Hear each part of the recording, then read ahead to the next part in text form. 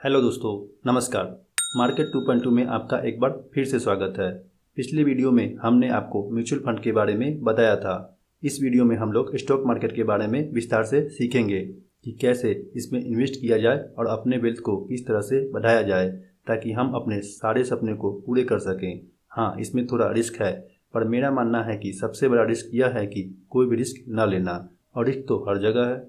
अब एक्सीडेंट के डर से गाड़ी चलाना तो नहीं छोड़ सकते। हाँ, ये जरूर कर सकते हैं कि हम इसे थोड़ा सावधानी के साथ चलाएं। उसी तरह इसे भी सीख कर सावधानी के साथ निवेश किया जा सकता है ताकि हम अपने सपनों की मंजिल तक जल्द से जल्द पहुंच सके। ये रास्ता मुश्किल जरूर है, पर नामुमकिन नहीं है।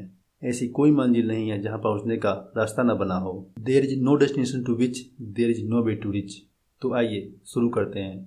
जिस तरह से आप किसी भी सामान खरीदने के लिए दुकान या फिर मॉल में जाते हैं, उसी प्रकार आप शेयर खरीदने के लिए शेयर बाजार में आना होगा।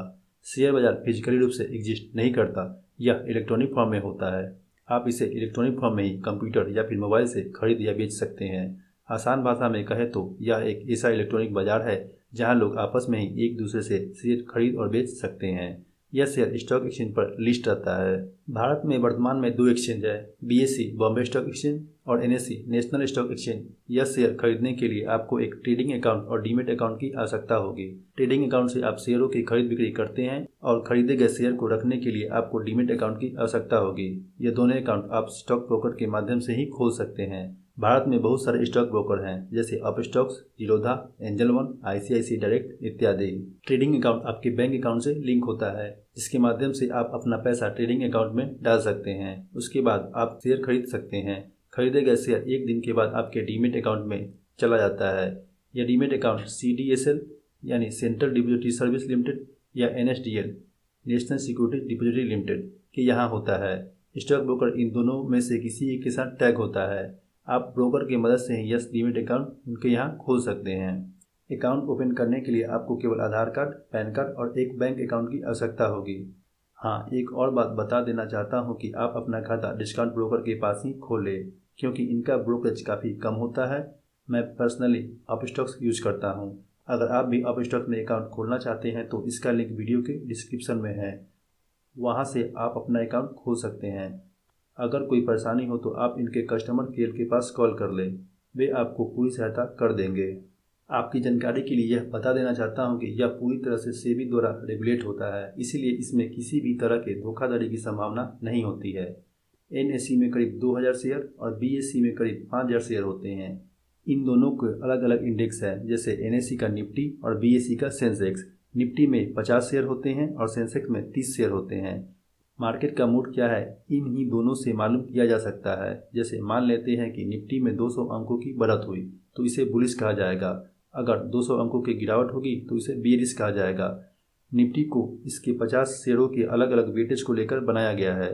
उसी तरह सेंसेक्स को भी इसके 30 शेयर के अलग अलग वेटेज को लेकर बनाया गया है, ताकि अगर यह देखना हो कि मार्केट मूड क्या है तो केवल इन ही दोनों को देखकर बताया जा सकता है कि मार्केट बुलिश है या बेरिश। शेयर बाजार में बहुत से लोग निवेश करते हैं और सभी को अलग अलग भागों में बांटा गया है। जैसे रिटेल इन्वेस्टर, इसमें आप और हम जैसे लोग आते हैं। डोमेस्टिक इंस्टीट्यूशन, इसमें भारत की कॉर्पोरेट एंटिटी आती है, जैसे LIC। डोमेस्टिक AMC, इसमें मुख्यतः म्यूचुअल फंड आते हैं। आपने इसके बारे में पिछले वीडियो में विस्तार से देखा ही होगा। फॉरेन इंस्टीट्यूशन इन्वेस्टर, इसे शॉर्ट फॉर्म में FII के नाम से जानते हैं। इसमें फॉरेन एसेट मैनेजमेंट कंपनी आती है। अब ये सवाल आता है कि ये शेयर पब्लिक के बीच लाया ही क्यों जाता है। आइए इसे समझते हैं।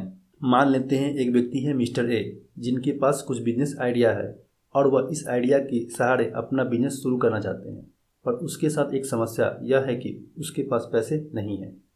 वह शुरुआत में अपने कुछ दोस्तों को अपना बिजनेस आइडिया को बताता है और उसके दोस्त उस बिजनेस में पैसा लगाने के लिए तैयार हो जाते हैं और वह 10 लाख से अपना बिजनेस की शुरुआत करता है।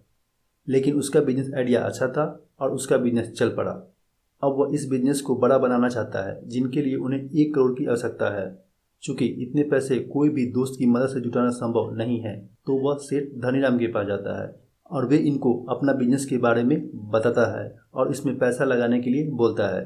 सेठ धनीराम इनके बिजनेस से आकर्षित होते हैं और इनके बिजनेस में पैसा लगाते हैं और बदले में वे भी इस कंपनी में हिस्सेदार बन जाते हैं।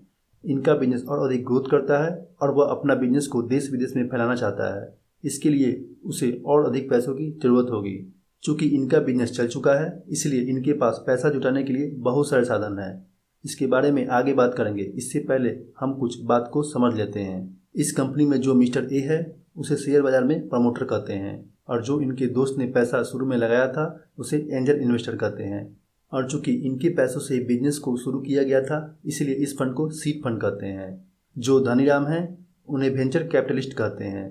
मिस्टर ए जो अपने बिजनेस को फैलाने के लिए और पैसा लगाते हैं, बिजनेस में पैसा लगाने की इस प्रक्रिया को कैपेक्स यानी कैपिटल एक्सपेंडिचर के नाम से जानते हैं। आइए अब आगे बढ़ते हैं। चूँकि इनका बिजनेस चल चुका है और इनका बिजनेस का अच्छा खासा नाम भी है इसलिए इनके बिजनेस में बहुत सारे लोग पैसा लगाना चाहते हैं। अब कंपनी की प्रमोटर यानी मिस्टर ए पर निर्भर करता है कि वे पैसा किस माध्यम से लेना चाहते हैं। आइए एक एक कर समझते हैं। पहला है प्राइवेट इक्विटी। आसान भाषा में कहे तो ये वेंचर कैपिटलिस्ट के जैसे ही होते हैं। अंतर केवल इतना है कि वे वेंचर कैपिटलिस्ट से बहुत ज़्यादा पैसे इन्वेस्ट कर सकते हैं। जनरली ये एंजल इन्वेस्टर और वेंचर कैपिटलिस्ट की तरह रिस्क नहीं लेते हैं।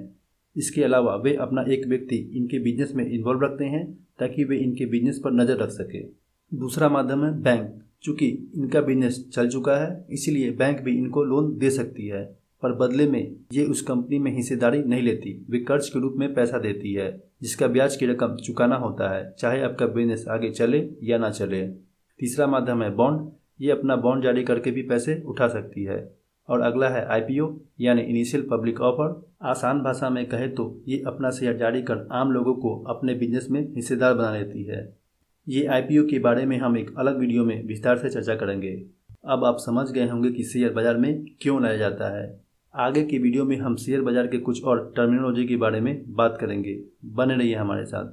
आपको यह वीडियो पसंद आए तो इसे लाइक और सब्सक्राइब जरूर करें। मिलते हैं अगले वीडियो में। बहुत बहुत धन्यवाद।